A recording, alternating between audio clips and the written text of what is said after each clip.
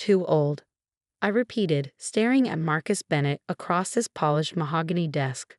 My voice was surprisingly steady despite the rage building inside me. After 15 years of dedicated service, that's your reason. Marcus leaned back in his leather chair, a practiced look of sympathy on his face that didn't reach his cold blue eyes. Victoria, let's be honest. The tech industry moves fast. We need someone more dynamic, someone who can keep up with the pace. I was 53, not dead, and I'd just finished leading the most successful project launch in the company's history. But there I sat, being patronized by a man 20 years my junior, a man whose career I'd helped build. The severance package is generous, he continued, sliding a folder across the desk. 3 months' pay, health insurance through the end of the year. It's more than fair. I didn't touch the folder.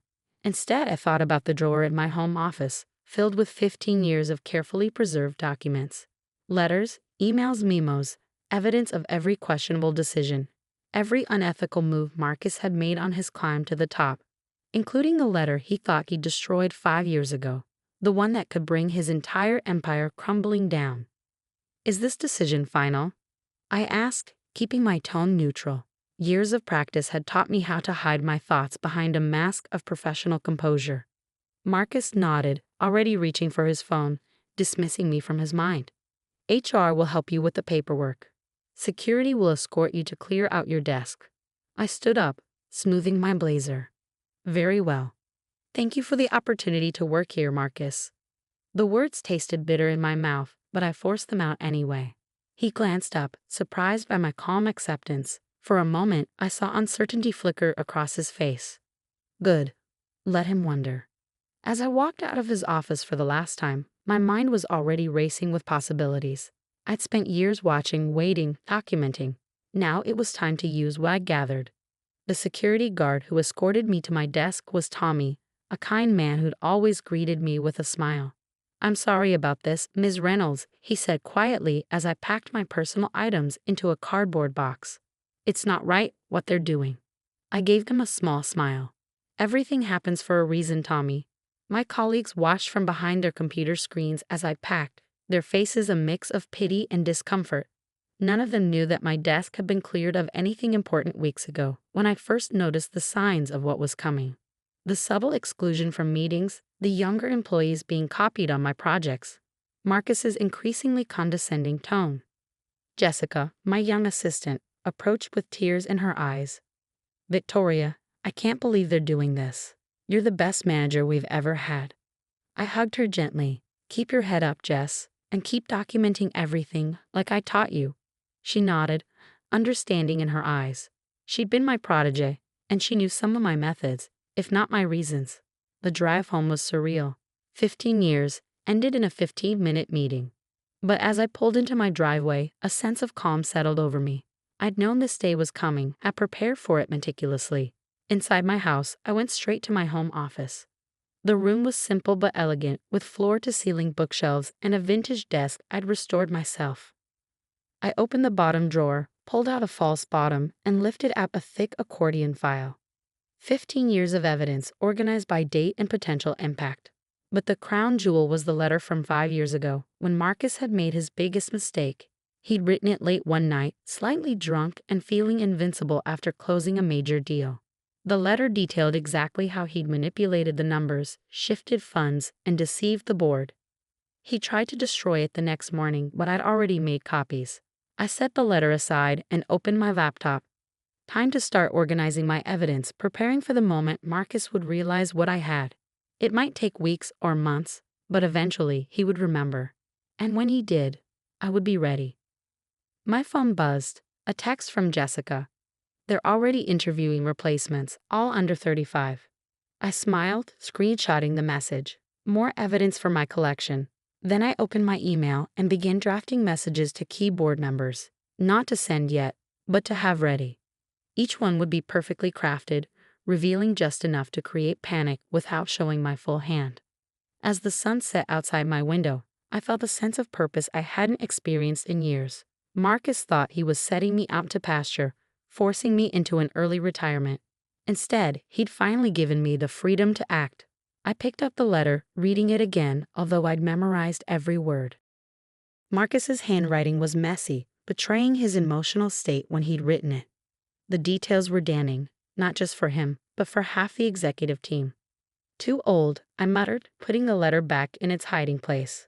"We'll see about that." That night, I slept better than I had in months. The weight of pretending, of playing a loyal employee while gathering evidence, was finally lifted. Now I could focus on the next phase of my plan. The following morning, I woke up early and went for a walk in my neighborhood. The spring air was crisp, carrying the scent of blooming flowers. As I walked, I thought about all the younger employees who'd been pushed out before me, the ones who didn't have the foresight or opportunity to gather evidence like I had. When I returned home, there were 3 missed calls from Marcus's secretary and an email about exit paperwork. I ignored them all. Let them wait. I had waited 15 years. They could wait a few days. Instead, I sat down at my desk and began writing a detailed timeline of every significant event I documented. Each entry was cross-referenced with the evidence I collected: emails, memos, photos, recordings of meetings. It was a tapestry of corruption, woven so tightly that pulling any single thread would cause the whole thing to unravel. Around noon, my doorbell rang. It was Jessica, holding a bag of takeout from my favorite Thai restaurant. "I brought lunch," she said, her eyes red from crying. I couldn't stay there today, watching them celebrate like they'd done something good. I let her in, leading her to the kitchen. "Celebrating, are they?" She nodded, unpacking the food. "Marcus took the executive team to that fancy steakhouse downtown. They're calling it a restructuring celebration. It's disgusting." I made a note to add this to my timeline. Every detail mattered, no matter how small. "Victoria," Jessica said hesitantly, "what are you going to do?" I took a bite of pad thai, considering my answer carefully. "For now, nothing. Sometimes the best action is patience." She looked confused but didn't press further. Smart girl. The less she knew, the better protected she would be when everything finally came to light. After Jessica left, I spent the afternoon organizing my digital files. Every piece of evidence was backed up in multiple locations: cloud storage, external hard drives, even a safe deposit box at my bank. Marcus might be tech-savvy, but I learned long ago never to keep all my eggs in one digital basket. That evening, I received my first LinkedIn message from a concerned colleague. "Just heard what happened. This is outrageous. The whole department is in shock." More messages followed, each one expressing disbelief and support. I responded graciously to each one, maintaining my professional demeanor. Every message was screenshot and added to my files. The pattern of age discrimination was establishing itself without any effort on my part. As I prepared for bed that night, my phone rang. Unknown number. I let it go to voicemail. "Victoria, it's Marcus. Just wanted to check that you received the severance paperwork. Please sign and return it by Friday, and I hope there are no hard feelings. You understand this is just business." I played the message twice, then saved it. His voice had a slight tremor, barely noticeable unless you knew what to listen for. He was nervous, though he probably didn't even realize why yet. Lying in bed, I thought about the years I'd spent building my case. The late nights copying documents, the accidental recordings of damning conversations, the careful cultivation of allies throughout the company. It had required patience, attention to detail, and the kind of wisdom that only comes with age. "Too old," I whispered into the darkness, smiling. "Your mistake, Marcus. Your biggest mistake." Sleep came easily again, filled with dreams of justice long delayed but not denied. In my experience, revenge was a dish best served not just cold, but meticulously prepared. The next few days passed in a blur of administrative tasks and planning. I ignored the severance paperwork, letting it sit unopened on my desk. Each day of delay would make Marcus more anxious, though he didn't yet know why. I spent my time organizing, preparing, waiting. The pieces were all in place. Now it was just a matter of timing. Like a chess player setting up the perfect endgame, I knew that patience was my greatest weapon. And somewhere in the back of Marcus's mind, a clock was ticking. Soon he would remember that letter, and everything would change. But for now, I waited, letting him enjoy his false sense of victory. After all, I had nothing but time. And contrary to what Marcus believed, my age wasn't a weakness. It was my greatest strength. Because while youth might bring energy and ambition, age brings something far more valuable: the wisdom to know exactly when and how to strike. 3 months after my firing, the first crack in Marcus's confidence appeared. I was having coffee at my favorite cafe when Jessica called. "Victoria," she whispered, her voice trembling with excitement. "Something's happening. Marcus just had a complete meltdown in the executive meeting." I stirred my latte calmly. "Oh? What kind of meltdown?" "He was reviewing some old files for the upcoming audit, and suddenly he went pale. Like ghost white. He started asking about document retention policies and who had access to his old correspondence. Then he locked himself in his office for 2 hours." I smiled into my coffee. Right on schedule. The annual audit was approaching, and Marcus had finally remembered the letter. The drunken confession he thought he'd destroyed 5 years ago. "How interesting," I said mildly. "Keep me posted." Later that afternoon, the first call came. Marcus's number flashed on my phone screen. I let it ring through to voicemail. "Victoria, it's Marcus. Listen, I've been thinking about how things ended, and I'd like to discuss it, perhaps over dinner. Call me back." I didn't. Instead, I went to my home office and pulled out the letter in question. The paper had yellowed slightly with age, but Marcus's scrawled handwriting was still clear as day. The contents were even more damning than I remembered. Detailed descriptions of fraudulent accounting practices, insider trading, and systematic discrimination. 2 more calls came that evening. I ignored them both. The next morning, I drove to my bank and added another document to my safe deposit box. A detailed account of Marcus's recent behavior, witnessed and signed by Jessica. Every reaction, every panicked question about old documents meticulously recorded. When I returned home, there was an email from Marcus. "Victoria, I hope you're doing well. I've been reflecting on our working relationship and feel we parted on unfortunate terms. Perhaps we could meet to discuss potential consulting opportunities. Your experience would be valuable to us. Best regards, Marcus." I screenshot the email and added it to my evidence file. The contrast between this tone and his dismissive attitude 3 months ago would make an interesting exhibit. That afternoon, I had lunch with Barbara, a board member I cultivated a friendship with over the years. She didn't know about my evidence, but she knew injustice when she saw it. "The company's not the same without you," she said, sipping her wine. "Marcus is acting strangely. Paranoid. Yesterday he asked for access to all archived correspondence from 5 years ago." I raised an eyebrow. 5 years ago specifically? How odd. Barbara leaned forward. "There are whispers about the upcoming audit. Discrepancies in old reports. Marcus keeps saying everything's fine." But she shrugged meaningfully. I listened sympathetically, asking just the right questions to keep her talking. Every piece of information was another thread in my web. The next week brought more calls, more emails, each one increasingly desperate. Marcus went from offering consulting work to hinting at a potential position on the board. I maintained my silence. Finally, he showed up at my house. I was in my garden when his Mercedes pulled into my driveway. He stepped out, looking less polished than usual. His tie was slightly askew and dark circles shadowed his eyes. "Victoria," he called out, trying to sound casual. "I've been trying to reach you." I set down my gardening tools and stood slowly, brushing dirt from my hands. "Yes, I saw your calls. I've been busy enjoying my retirement. You know, at my age, it's important to rest." He flinched at the subtle jab but pressed on. "Look, I think we got off on the wrong foot. The company misses you. I miss your institutional knowledge." Ah, there it was. Not my skills, not my leadership, but my knowledge. What I might know. "How thoughtful," I replied. "But I'm quite content here with my garden. Amazing how much wisdom you can gain working with the earth. Everything leaves traces, doesn't it? Like these flowers, even when you think they're gone, the roots remain, waiting for the right moment to bloom again." Marcus shifted uncomfortably, his eyes darting to my house.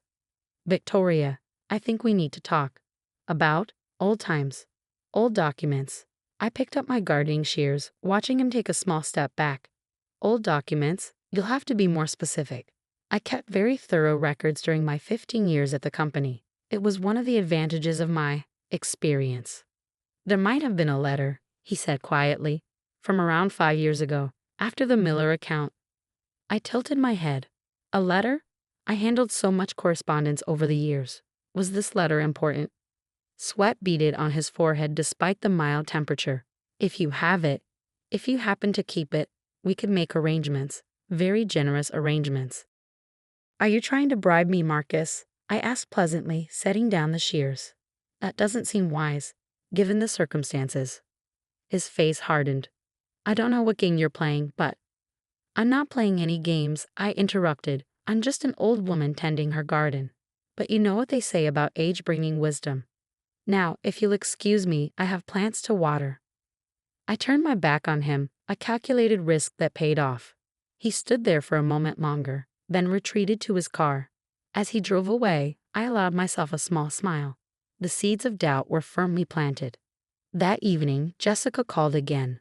Marcus had it searching through old backup files all afternoon. He's freaking out. Is he? I said mildly. How unfortunate. By the way, Jess, remember to forward me those emails about the new hiring policies. The one specifically mentioning age preferences. Already done, she replied. Victoria, when are you going to do something? I looked out my window at the garden where I confronted Marcus.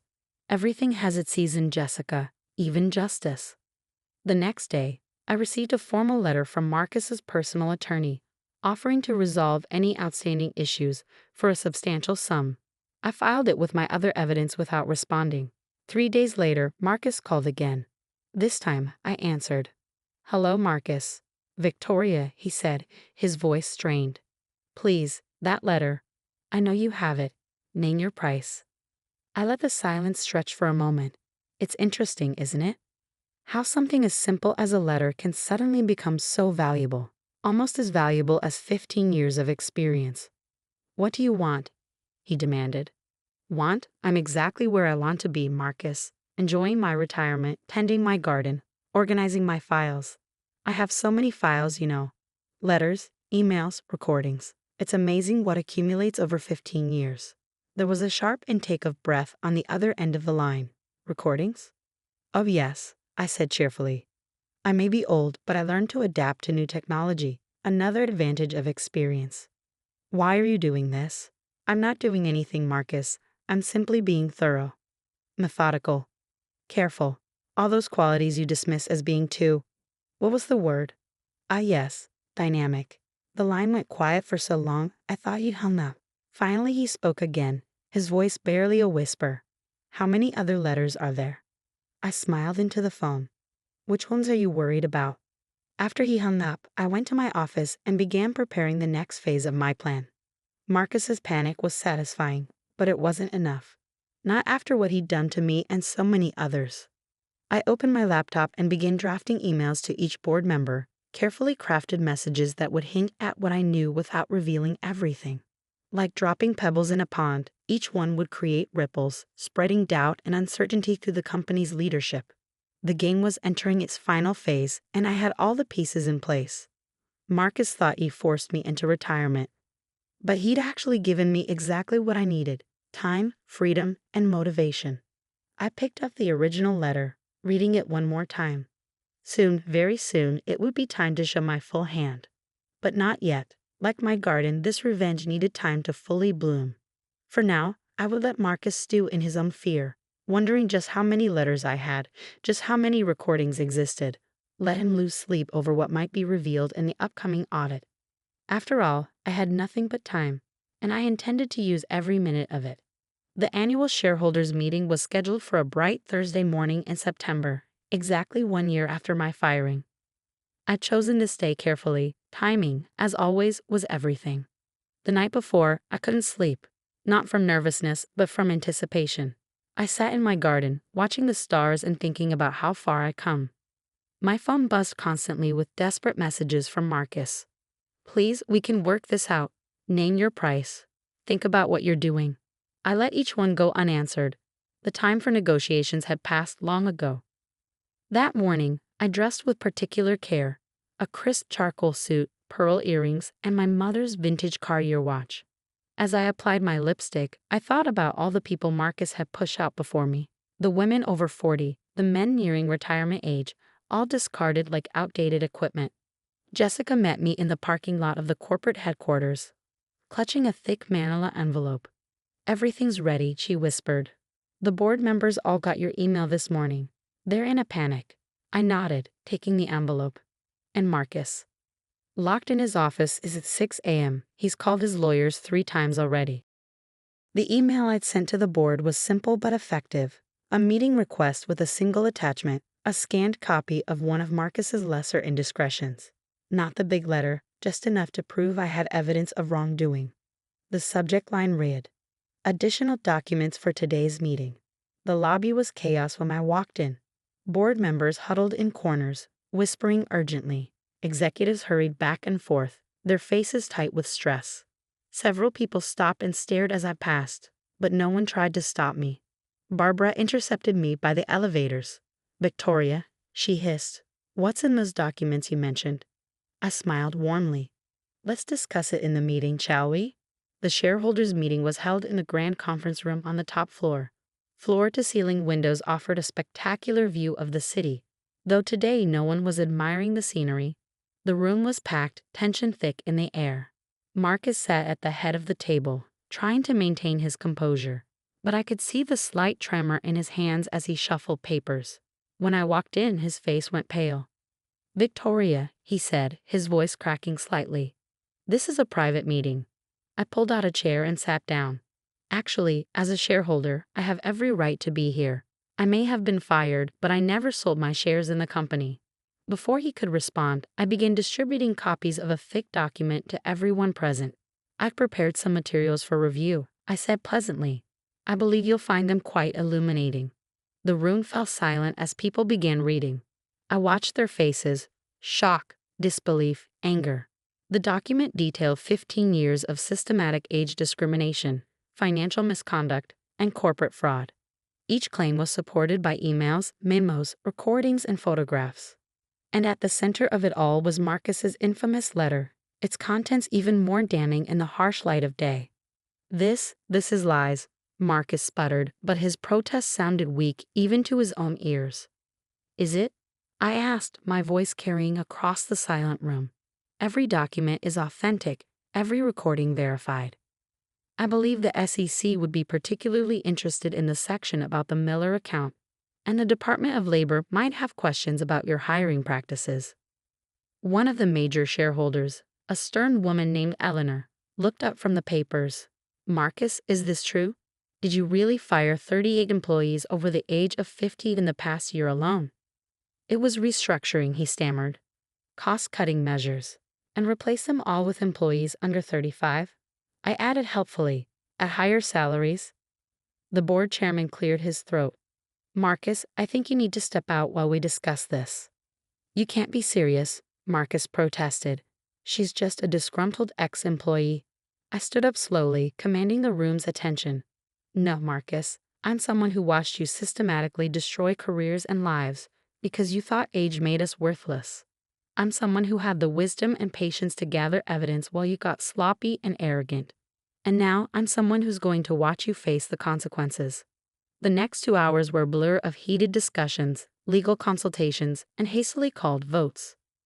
By the end, Marcus was suspended pending investigation, and the board had voted to appoint an interim CEO, Barbara.